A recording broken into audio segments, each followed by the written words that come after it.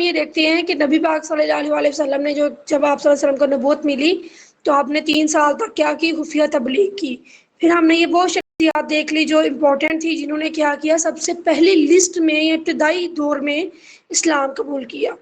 اب نبی پاک صلی اللہ علیہ وسلم کو اللہ کی طرف سے حکم آتا ہے کہ کھلم کھلا تبلیغ کریں، ٹھیک ہے؟ پہلے یہ حکم نہیں تھا، پہلے تبلیغ کر رہے تھے وہ مطلب چھپ کے، اور کس کے گھر میں کر رہے تھے؟ ایک صحابی تھے ارکم، ان کے گھر میں کر رہے تھے۔ اب کیا کریں گے؟ کھلم کھلا تبلیغ کریں گے۔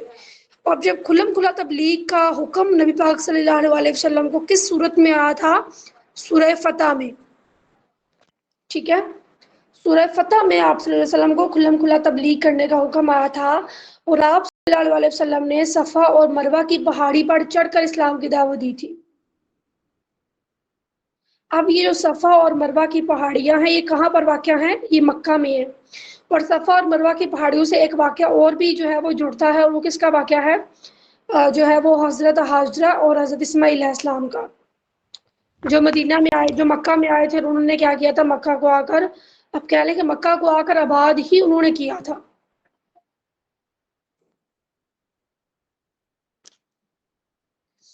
اب صفا اور مروہ کی پہاڑی کے چکر لگانے کو کیا بولتے ہیں؟ یہ مکہ میں ہے، دونوں پہاڑیاں، یہ ٹیلے نما پہاڑیاں ہیں، یہ مکہ مکرمہ طواف۔ میں ہے۔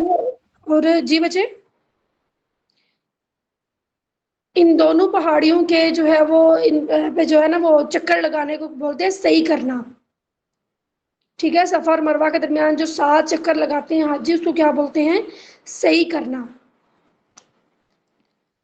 تو پھر نبی پاک صلی اللہ علیہ وسلم نے کیا کی؟ کھلم کھلا تبلیغ کرنا شروع کر دی۔ تو جب نبی پاک صلی اللہ علیہ وسلم نے کھلم کھلا سب کو دعوت دی اسلام کی طرف، ٹھیک ہے، سب کو اسلام کی طرف بلایا، تو کیا ہوا؟ آپ کے رشتہ دار تھے، قریبی رشتہ دار تھے، جو آپ کے قبیلے کے لوگ تھے، قریش قبیلے کے لوگ تھے، یا ایون کہ جو آپ کے خاندان کے بھی لوگ تھے، لیکن یہ تھا کہ جن کا شجرہ نسب آپ سے ملتا تھا لیکن دور سے، ٹھیک ہے، مطلب دور سے وہ آپ کے شجرہ نسب میں وہ تھے لیکن قریبی رشتہ دار نہیں تھے، مطلب سگے چچا کے بیٹے یا سگے رشتوں میں سے، لیکن آپ کے خاندان میں تھے، ٹھیک ہے، آپ کے قبیلے میں سے جو لوگ تھے وہ آپ صلی اللہ علیہ وسلم کے کیا ہو گئے؟ دشمن ہو گئے۔ تو انہوں نے کیا کیا؟ آپ صلی اللہ علیہ وسلم پر ظلم و ستم کرنا شروع کر دیے۔ اور اسی طرح آپ صلی اللہ علیہ وسلم پر ظلم و ستم کرنے کا جو ذکر ہے وہ قرآن پاک کی کس صورت میں آیا ہے؟ سورۃ لہب میں، ٹھیک ہے، سورہ لہب میں۔ اور جو تھے نا ابو لہب، وہ نبی پاک صلی اللہ علیہ وسلم کے یہ سگے چچا تھے، ٹھیک ہے، یہ بھی آپ صلی اللہ علیہ وسلم کے دشمن ہو گئے تھے۔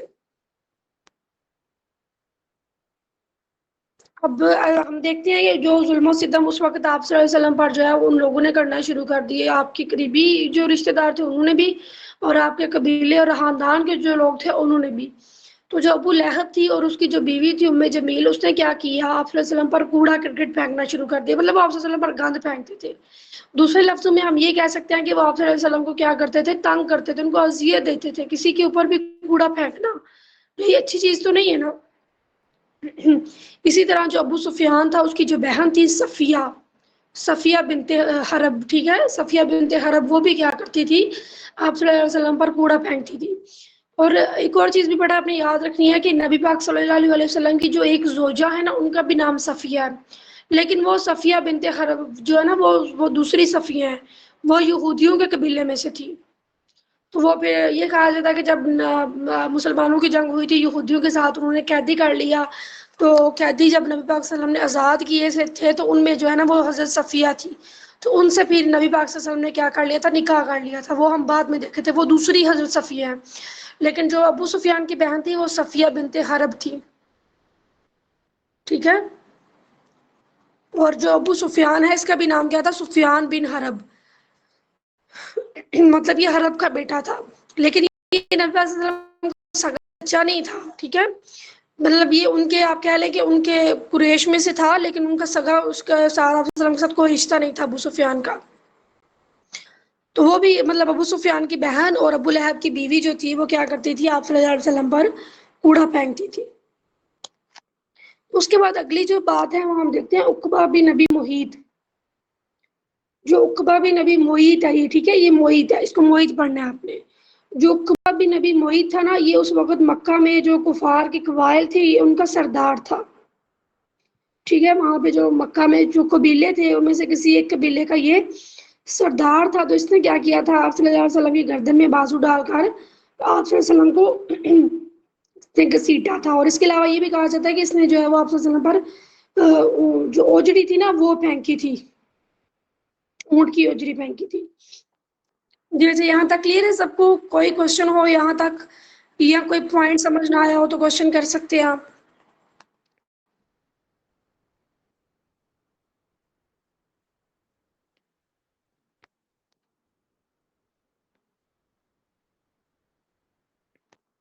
چلیں جی نیکسٹ دیکھتے ہیں.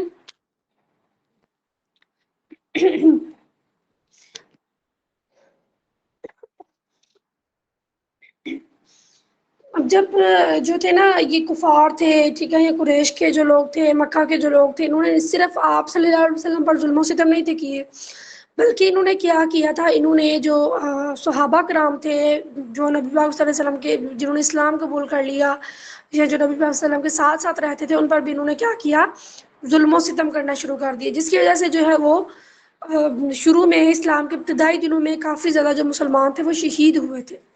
اس میں ہم بات کر لیتے ہیں ایک خاندان کی، گرانے کی بات کر لیتے ہیں. وہ گرانا تھا حضرت یاسر کا.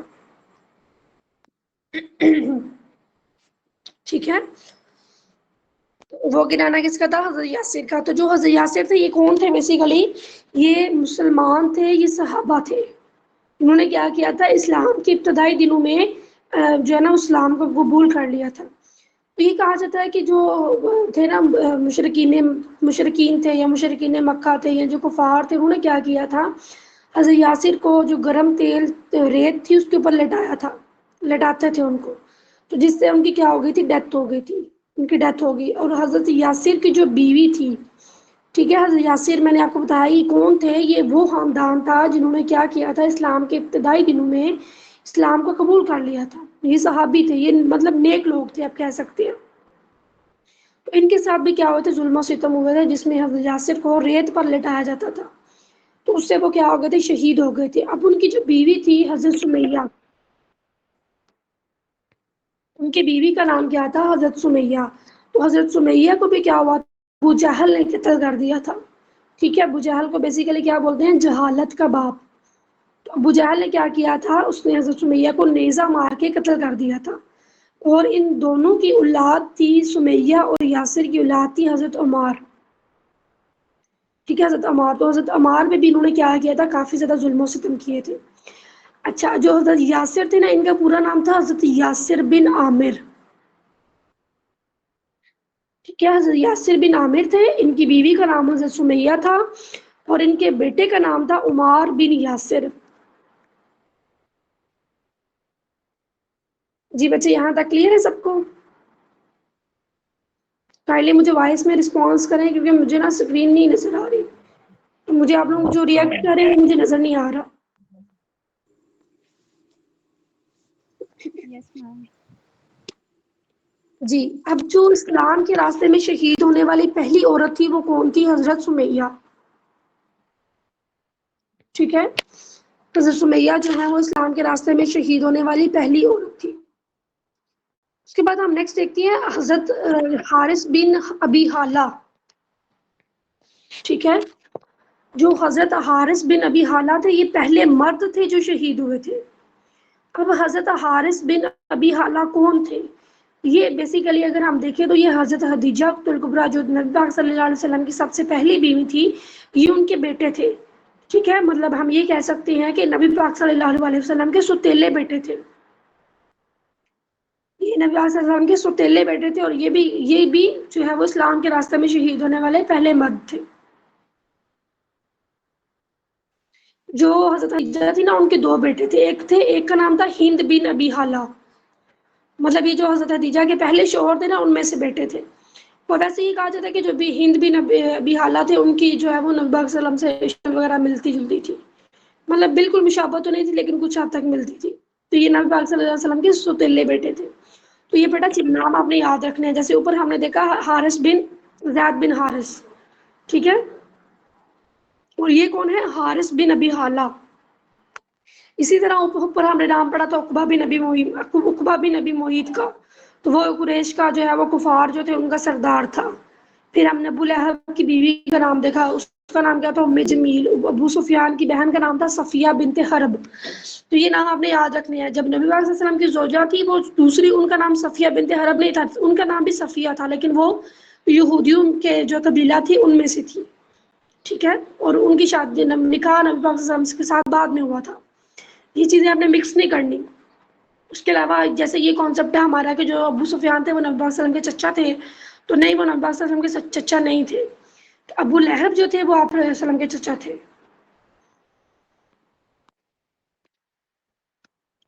جی نیکسٹ ہم یہ دیکھتے ہیں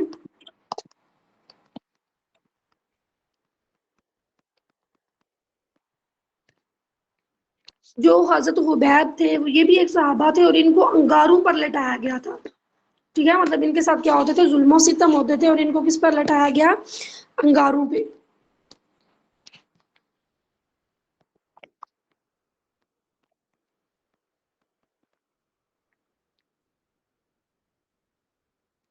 جی اس کے بعد ہم بات کر لیتے ہیں حضرت مصعب بن عمیر کی.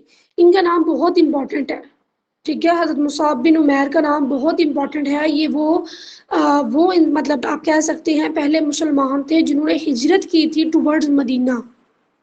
ٹھیک ہے، یہ مدینہ میں سب سے پہلے گئے تھے ہجرت کر کے نبی پاک صلی اللہ علیہ وسلم کے حکم سے. اور اس کے علاوہ یہ غزوہ احد میں یہ بھی شہید ہوئے تھے. ہم شہداء کے بارے میں پڑھے ہیں نا، جو 7 شہداء ہیں. ویسے تو اگر ہم بعد میں دیکھیں گے تو غزوات ہوئے تھے، اس میں بھی جو ہے وہ کافی زیادہ صحابہ جو ہے وہ شہید ہوئے تھے. ہم ان کے بارے میں پڑھ رہے ہیں. قبول کیا. ٹھیک ہے، جس میں ہم نے حضرت حمزہ کا دیکھا، حضرت عمر کا دیکھا، حضرت ابوبکر کا دیکھا، حضرت علی کا دیکھا. پھر ہم نے امپورٹنٹ شہداء دیکھے.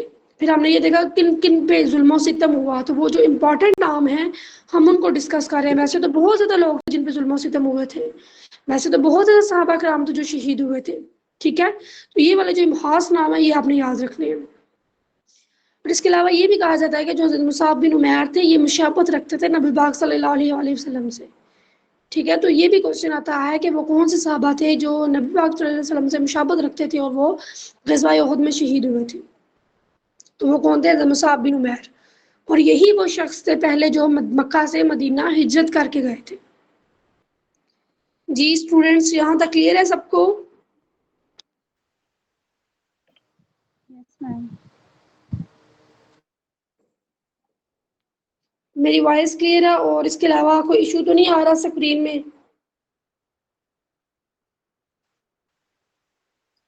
نو میم. اوکے جی میم کلیئر ہے. اوکے بچے، چلیں نیکسٹ ہم سٹارٹ کرتے ہیں. اب جب وہ اتنے زیادہ ظلم و ستم مسلمانوں پہ ہونا شروع ہو گئے تھے جب وہ مکہ میں تھے، ٹھیک ہے، تو پھر ان ظلم و ستم کی وجہ سے نبی پاک صلی اللہ علیہ وسلم نے کچھ صحابہ کو جو ہے وہ ہجرت کرنے کا حکم دیا کہ وہ کیا کریں، حبشہ کی طرف ہجرت کر جائیں. حبشہ کی طرف انہوں نے ہجرت کا حکم ان کو کیوں دیا؟ کہ مکہ کے لوگوں کے ظلم و ستم سے وہ تنگ آ گئے تھے. ٹھیک ہے. دوسرا یہ تھا کہ جو ارد گرد کے جتنی بھی ریاستیں تھیں، جتنے بھی امپائرز تھے، ان میں جو نجاشی تھا جو حبشہ میں رہتا تھا وہ اس وقت کا یہ کہا جاتا تھا کہ ایک اچھا انسان تھا. اچھا انسان کنسیڈر کیا جاتا تھا. تو پھر تب یہ تھا نبی پاک صلی اللہ علیہ وسلم کو کہ اگر یہ ہجرت کر کے وہاں پہ جائیں گے تو جو نجاشی ہے وہ کیا کرے گا؟ مسلمانوں کو وہاں پہ رہنے دے گا. تو اس طرح سے مسلمانوں کے لیے پھر ایک نئی جگہ جو ہے وہ ان کو مل جائے گی رہنے کے لیے. اب جو ہجرت حبشہ اول ہے یہ کب ہوئی تھی؟ کون سی تاریخ، مطلب کون سی نبی میں ہوئی تھی؟ یہ ہمیں یاد رکھنا ہے.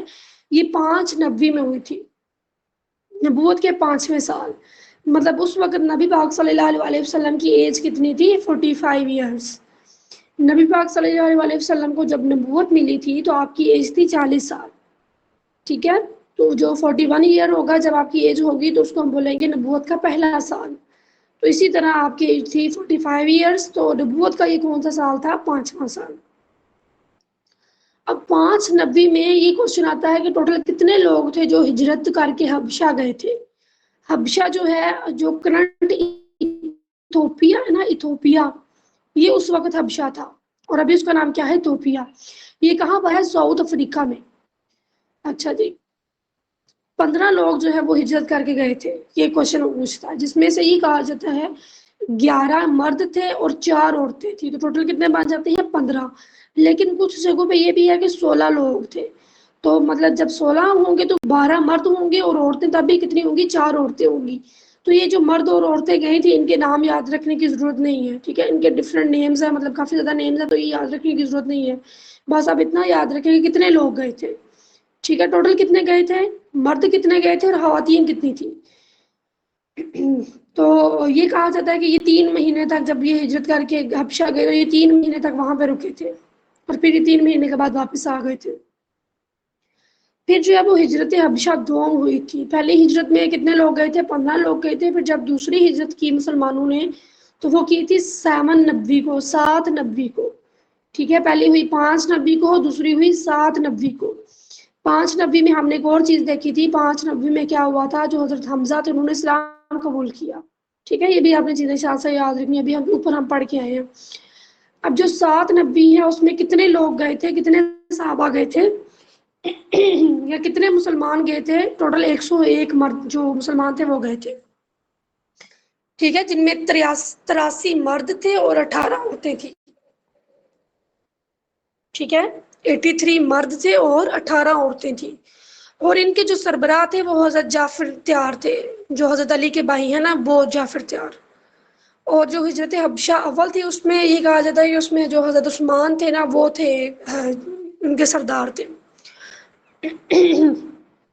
ٹھیک ہے اچھا جی نیکسٹ ہم یہ دیکھتے ہیں کہ جب ہجرت حبشہ دوم ہوئی تو تقریباً 101 لوگ جو گئے تھے ہجرت کر کے. تو وہاں پہ جو نجاشی تھا وہ ایک نیک آدمی تھا. اچھا مطلب یہ کہا جاتا ہے کہ وہ اچھا آدمی تھا. وہ ان کو مسلمانوں کو جگہ دے گا اس نیت سے مسلمانوں کو وہاں پر بھیجا گیا. تو جو نجاشی تھا اس کا نام کیا تھا اسمہا. ٹھیک ہے یہ نام آپ نے یاد رکھنا. اس کا نام کیا تھا اسمہا. مجھے نہیں یاد کہ میں نے پہلے ریپیٹ کیا ہے یا نہیں لیکن اگر کیا بھی ہے تو دوبارہ سن لے گا. اس کا نام کیا تھا اسمہا اسما. تو یہ آپ نے یاد رکھنا ہے امپورٹنٹ ہے یہ. اب جب مسلمان ہجرت کر کے حبشہ گئے تو جو مکہ کے لوگ تھے انہوں نے پھر سازش کی. ٹھیک ہے مکہ کے لوگوں نے کیا کی سازش کی اور اپنے 2 کفار کو کیا کیا تحفے تحائف دے کر نجاشی کی طرف بھیجا. اور نجاشی کی طرف کیوں بھیجا کہ جا کر وہ ان کو مسلمانوں کے خلاف کرے. ٹھیک ہے کیونکہ وہ تو آلریڈی وہ جو ہے وہ اسلام کے خلاف تھے جو مکہ کے کفار تھے. انہوں نے کیا عمر بن عاص کو اور عبداللہ بن ربیع کو. ٹھیک ہے عمر بن عاص کو اور عبداللہ بن ربیع کو تحفے تحائف دے کر بھیجا نجاشی کی طرف. ٹھیک ہے تو جب یہ دونوں نجاشی کے پاس گئے انہوں نے جا کر کیا اس کو مسلمانوں کے خلاف کیا. تو پھر جو تھے نا جو نجاشی تھا اس نے کیا حضرت جعفر تیار کو اپنے دربار میں بلایا. ٹھیک ہے جب اس نے حضرت جعفر تیار کو اپنے دربار میں بلایا تو حضرت جعفر تیار نے کیا تھا انہوں نے سورہ مریم کی جو آیات ہیں ان کی تلاوت فرمائی. ٹھیک ہے تو جب اس نے سورہ مریم کی آیات کی جو ہے تلاوت فرمائی تو جو نجاشی تھا یہ کہا جاتا ہے کہ اس نے رونا سٹارٹ کر دیا تھا. مطلب اس کی آنکھوں میں آنسو آ گئے تھے اس چیز کو لے کے. وہ ایموشنل ہو گیا تھا کہ مطلب کہ مطلب اس کا یہ کہنا تھا کہ جو اس کتاب میں لکھا ہوا یہی ہماری کتاب میں ہے. ٹھیک ہے جو عیسائیوں کی کتاب ہے نا انجیل اس میں. وہ پھر اس چیز کی وجہ سے نا کافی اس پہ متاثر ہوا تھا کہہ سکتے ہیں. تو پھر اس نے مسلمانوں کو الاؤ کر دیا تھا وہاں پہ رہنا. اور جو عمر بن عاص اور عبداللہ بن ربیع گئے تھے نا ان کو جو ان کے تحائف تھے وہ واپس دے کر اس نے کیا مکہ ان کو بھجوا دیا.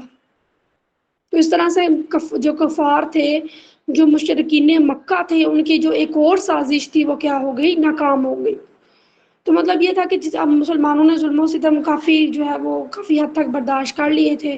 تو اب آہستہ آہستہ کیا ہوگا جو ہے وہ راستے مسلمانوں کے لیے آسان ہوں گے. لیکن اس سے پہلے جو ہے وہ نبی پاک صلی اللہ علیہ وسلم اور ان کے جو خاندان کے لوگ تھے ان کے لیے ایک مشکل آپ کہہ لیں کہ ٹائم جو تھا وہ شعیب بن ابی طالب کا تھا. ٹھیک ہے شعیب ابی طالب کا.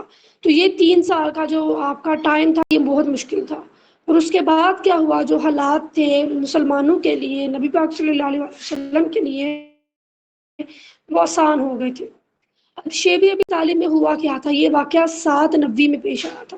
مطلب 7 نبوی میں شیب ابی طالب ہوا تھا. اور یہ بیسیکلی کیا تھا، اس میں یہ تھا کہ جو کفار مکہ تھے انہوں نے جو ہے وہ آپ کہہ لیں کہ ایک چارٹر بنا لیا تھا. ایک نا کہہ لیں کہ انہوں نے ایک کاغذ پہ نا کچھ باتیں لکھ کے تو انہوں نے خانہ کعبہ میں لٹکا دی تھی. اور وہ باتیں کیا تھی، وہ یہ کچھ پوائنٹس تھے. وہ یہ تھے کہ انہوں نے کیا کیا تھا، نبی پاک صلی اللہ علیہ وسلم کو اور ان کے خاندان کو، نبی پاک صلی اللہ علیہ وسلم کو اور ان کے خاندان کو معاشی، ٹھیک ہے، معاشی معاشرتی مطلب ہر لحاظ سے کیا کر دیا تھا، ان کے ساتھ بائیکاٹ کر دیا تھا. اور اس میں یہ لکھا ہوا تھا کہ ان کے ساتھ لین دین کرنا، ان سے بات چیت کرنا، مطلب وہ اس کی کیا تھی، ممانعت تھی.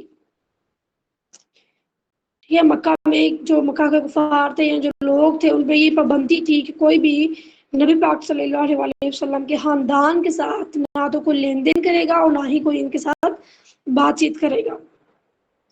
تو ان کا کھانا پینا مطلب ہر طرح سے معاشی اور معاشرتی ہر لحاظ سے کیا ہو گئی، آپ صلی اللہ علیہ وسلم اور ان کے خاندان کے ساتھ بائیکاٹ ہو گیا. تو پھر آپ صلی اللہ علیہ وسلم اپنے خاندان کو لے کر کہاں پر چلے گئے، شیب ابی طالب کی جو گھاٹی تھی وہاں پر چلے گئے. بیسیکلی وہ یہ کہا جاتا ہے کہ دو پہاڑوں کے درمیان جو ہے ایک جگہ، ٹھیک ہے.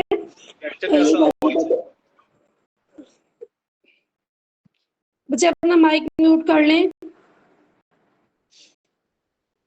ہاں جی، بیسیکلی جو شیب ابی طالب کی گھاٹی تھی وہ کیا تھی، ایک تنگ جگہ تھی، تنگ وادی تھی. تو وہ ابو حضرت ابو جو طالب تھے نا انہیں کی وہ زمین تھی. تو پھر نبی پاک صلی اللہ علیہ وسلم اپنے بچوں مطلب اپنے خاندان کے بچوں کو لے کر آپ ادھر چلے گئے. تو جو 3 سال آپ نے وہاں پر گزارے تھے وہ بہت مشکل ٹائم تھا. وہاں پر آپ نے کھانا پینا بہت مشکل تھا.